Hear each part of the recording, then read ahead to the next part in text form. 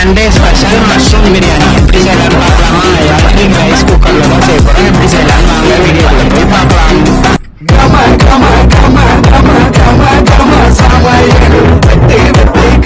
முதல்ல electric rice cooker on பண்ணிட்டு 2 table spoon அளவுக்கு ஆயில் ஆட் பண்ணிக்கோங்க. 2 டேபிள் ஸ்பூன் அளவுக்கு நெய் ஆட் பண்ணி ஹீட் ஆனோன்னா ஹோல் ஸ்பைசஸ் ஆட் பண்ணி தாளிச்சுட்டு 2 கொத்து கருவேப்பிலை கிள்ளி சேர்த்துக்கோங்க. அப்பதான் வாசமா இருக்கும்.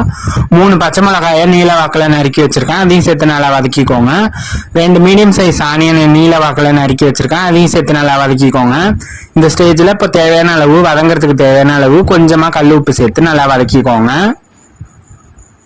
இப்போ சின்ன ஸ்பூன் அளவு 1 டேபிள் ஸ்பூன் அளவுக்கு மஞ்சத்தூள் சேர்த்து நல்லா வதக்கிக்கோங்க. நல்லா வதக்கிக்கலாம்.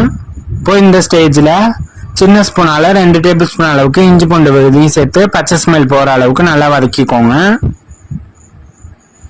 இப்போ 2 பழுத்த தக்காளி எடுத்திருக்கேன், கழுவிட்டு பொருசா நறுக்கி அதையும் சேர்த்து நல்லா வதக்கிக்கலாம். இப்போ தக்காளியை சேர்த்து நல்லா வதக்கிக்கோங்க. இப்போ தக்காளியும் ஓரளவுக்கு வதங்கணும்னு வீட்டில் அரைச்ச குழம்பு மிளகாய் தூள் இருக்கு இல்லையா, சின்ன ஸ்பூனால 1 டேபிள் ஸ்பூன் அளவுக்கு ஆட் பண்ணிக்கோங்க. இன்னைக்கு நான் ஆச்சி பிரியாணி மசாலா தான் எடுத்திருக்கேன், அதையும் 1 டேபிள் ஸ்பூன் அளவுக்கு ஆட் பண்ணிக்கோங்க. புளிக்காத கெட்டி தயிர் 1 டேபிள் ஸ்பூன் அளவுக்கு ஆட் பண்ணி நல்லா வதக்கிக்கோங்க. மல்லித்தலையும் புதினாவும் என்கிட்ட கொஞ்சோண்டு தான் இருந்தது, அதையும் நல்லா வாஷ் பண்ணிட்டு கட் பண்ணி சேர்த்துக்கிறேன். நல்லா வதக்கிக்கோங்க, அப்பதான் வாசமா இருக்கும். இப்போ 400 கிராம் மஷ்ரூமை மஞ்சள் தண்ணியில நல்லா வாஷ் பண்ணிட்டு 2 பாதியா கட் பண்ணி சேர்க்கிறேன், அப்பதான் கிடக்கிறது தெரியும். பொருசா நறுக்கிடாதீங்க. 1 கப் ரைஸ்க்கு 1.5 கப் தண்ணி ஆட் பண்ணிக்கிறேன்.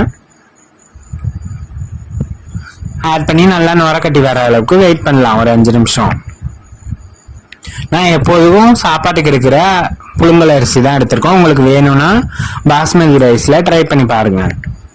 இப்போ நுரக்கட்டி வந்துருச்சு, கழுவி வச்சிருக்க 1 கப் ரைஸையும் இது கூட சேர்த்துக்கோங்க. 1 கப் ரைஸை சேர்த்து கழுவுன அரிசியை சேர்த்து நல்லா மிக்ஸ் பண்ணிட்டு மூடியை போட்டு ஒரு 20 நிமிஷம் வேக வச்சுக்கலாம். 20 நிமிஷம் ஆயிடுச்சு. நல்லா கம கமன்னு ரெஸ்டாரண்ட் ஸ்டைல்ல மஷ்ரூம் பிரியாணி தயாராயிடுச்சு. ஃபைனலா கொத்தமல்லி தலை தூவி இறக்கிட வேண்டியதான். என்னோட ஸ்டைல்ல சுட சுட பிரியாணி ரெடி ஆயிடுச்சு. ஆனியன் ரைத்தா வச்சு சர்வ் பண்ண வேண்டியதான்.